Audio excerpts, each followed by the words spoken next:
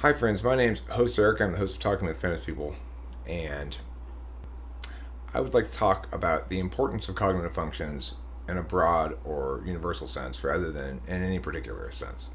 So, one way of thinking about cognitive functions in general is to think that it helps you to understand this person or that person, or that it helps you to understand yourself, or that it provides you an explanation for why you're more able to do certain things than others.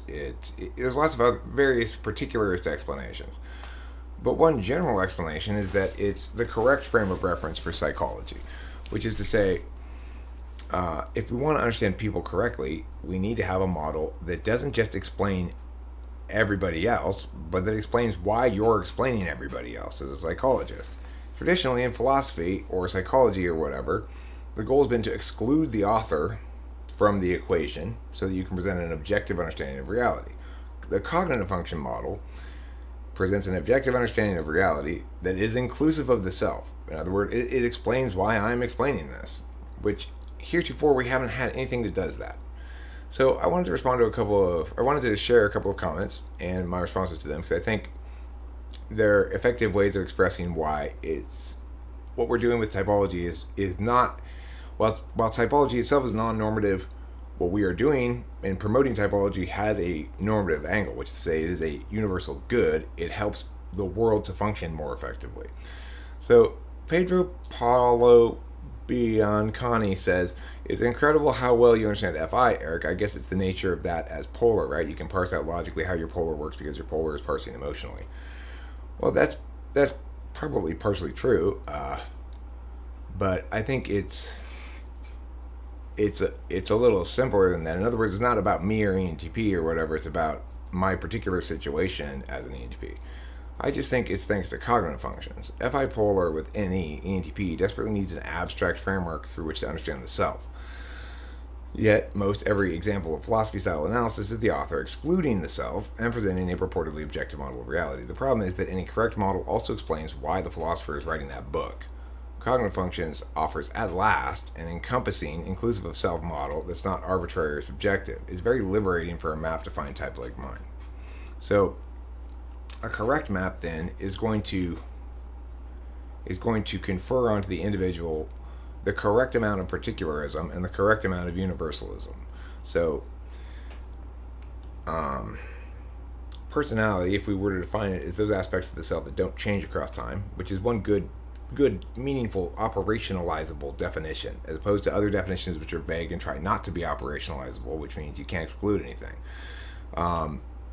If we understand personality as being those aspects of self that don't change across time, then what we need is a more precise way to distinguish between which aspects qualify as those aspects of the self and which aspects qualify as the consequence of particular experiences of your own. Nature versus nurture, right? What comprises nature? What comprises nurture? Well, a personality type comprises your nature, and how you deviate from any norm of that type would be of the nurture variety. Let's look at the second comment that I wanted to talk about. NT Somewhere says, "The back and forth with this discussion made me think of the term gaslighting, that the term gaslighting is probably overused, and what's more likely happening is a simple misunderstanding between FI users and FE users. I think I grew up as the only FE user in a family of FI users, and it was constantly caught on my heels and floored more often than not by their on their toes actions that didn't seem to line up with their words. This misalignment is hard to identify and then verbalize, but both were demonstrated here by host Eric and Amy. Progress is being made. I suspect that this NT Somewhere is an INTP, because there seems to be here represented in his comment a conflation of FI and SE. Being floored by their on their toes actions is an SE thing, with you being SE polar INTP probably, and the FI aspects versus FE boil down to what's the basic good or basic frame of reference in which you understand people as being righteous or not, and that is, for FE it's are you being a team player? For FI it's are you being authentic? So what would happen then would be family members were probably authentically expressing how much they cared about what they cared about and getting their way, and you were thinking, yeah, but you're not being much of a team player here. That seems hardly fair. Can't we all just consider the general good as well as our own particular interests?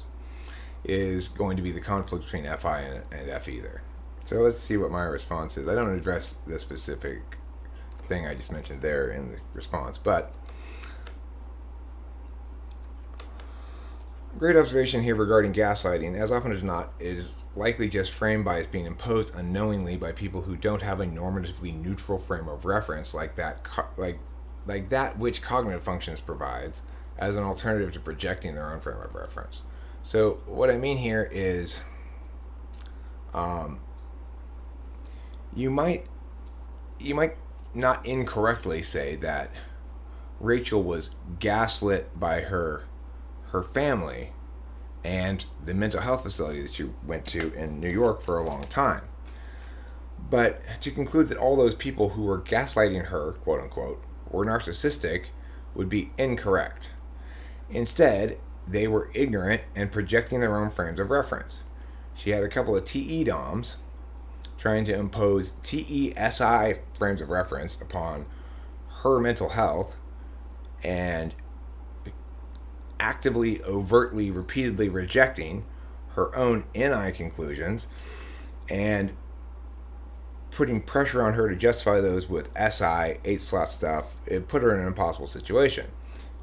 Is it correct to critique the behavior that she was being subject to, or is it correct to critique the behavior of the people who were ontologically assaulting her? Yes. Is it correct to say they were narcissists who were knowingly gaslighting her? No. They were trapped in their own ignorance of cognitive functions into presuming their own frame of reference was predominant and applied in all circumstances. And to the extent that others deviated from that frame of reference, they were deficient. That's going to happen if you don't have a model that explains to people why they have their own frame of reference and how it differs from others. That's what cognitive functions does, and it does so specifically by utilizing the mechanics of the thing, which is teeter-totter-ish. If I'm going to spend a lot of time raking the leaves, then I'm not going to be able to spend as much time playing this video game. If I want to spend a lot of time making videos where I'm talking, sort of expressing myself on the fly like this, responding to things, covering things I said before, etc., then I'm going to spend less time, for example, responding to Lijo about her suggestion about a video that we make together that I got this morning. I sent her a response saying, I'll email you later about this. But of course, in the moment, this seems more interesting to me, and my SE is driven by my NE more than it is by anything else. So maybe the SE would say, go respond to Lijo, make that happen ASAP, because that's a high reward, low risk kind of endeavor as far as investing your time. NI SE might say, this is too broad a subject, or it's not. You haven't prepared enough adequately to express it as a single crystallized idea, and therefore don't make this video yet. SISE might say, well, you never made this video before. Are you sure you can do it? Instead, for me, it's NE driving the SE. So it's like, I've got ideas I want to say, so I just start making the video. I say, Rachel, I'm going to make a quick video on this. After I replied to these two comments, I thought, this is in both these replies and the comments themselves, everything's well expressed and conveys something critical to be conveyed, which is typology can lay claim to not merely being most correct, but being most righteous as well, because things like the Big Five convey a normative good, a normative standard onto everybody that nobody can meet. And it doesn't even seem to acknowledge the fact that, say, something like conscientiousness and openness are inversely proportional to some extent. If you're constantly open to doing new things, you can't be very conscientious about what you've already said you're going to do. So those kind of normative implications make it such that psychology has a tendency to ontologically assault people because it's not operating under the right frame of reference, which is that individuals are examples of one of 16 and exactly 16 possible configurations for the various reasons I've articulated. Once we operate under that frame of reference, then we can stop saying you're on the autism spectrum because you're FE polar. There's something wrong with you because you're FE polar. FE people who project their own frame of reference and assume that everybody must have at least the capacity to do some of this because it's so critical to what it means to be human, think that if you don't, there's something wrong with you. Meanwhile, TI heavy types who encounter, like a teacher who encounters an ESFP in class and who's a TI heavy teacher and who's trying to give a bunch of TI heavy stuff and is seeing the ESFP not being able to get it at all, might say, this person has a learning disability. There's something wrong with them. This is the kind of fucked up shit that happens when we don't have the right frame of reference. And this is why meta-analysts, ENTPs, INTPs, INFJs, ENFJs, exist. It's so that we can correctly point these kind of things out. With the right frame of reference, nobody needs to pay attention to what anybody's doing anymore so much, right? Because you can count on psychology not making that mistake if it's operating first and foremost through a frame of reference where it understands attentional manners, what they are, how they differ between people, and how they are trade-offs between things. If understood as such, instead of thinking there's something wrong with someone who's FE polar, you think, oh, well, they have the corresponding strength of being TE tool, and as a consequence, you don't think there's something wrong with a wizard in a role-playing game because it's not a fighter, but we seem to have tried to impose this: to be an ideal human being, you must be an excellent everything. You must be an excellent fighter, an excellent wizard, an excellent thief, an excellent cleric, an excellent half-orc, an excellent gnome. It's like, it's ridiculous. It's not acknowledging the primacy of NI identity matters where they ought to attain primacy. And that is specifically in understanding why people are the way they are, how they differ from each other, and so forth. It needs to resonate on an NI level as true, and it needs to be TI reducibly true, and with TI sound buffer spots, which is to say, there are going to be areas where the holistic truth of the NI precludes us from TI reducing something all the way down. And as I said in a video yesterday, the analogy here is, if you're overly TI about cognitive functions, you run the risk of looking at each individual frame on a roll of film, a reel of film, and saying, you keep claiming this is a moving picture, but I look at each of these frames and none of them are moving. Well, it's true that if you stop the film and look at each of the frames, it's no longer moving pictures. But that's missing the point if you're trying to explain why these pictures are moving in this way.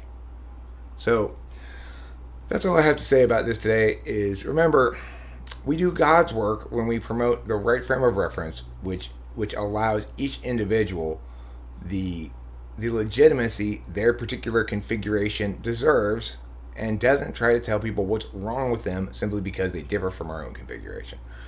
Thank you for watching, and don't forget to eat plenty of cheese.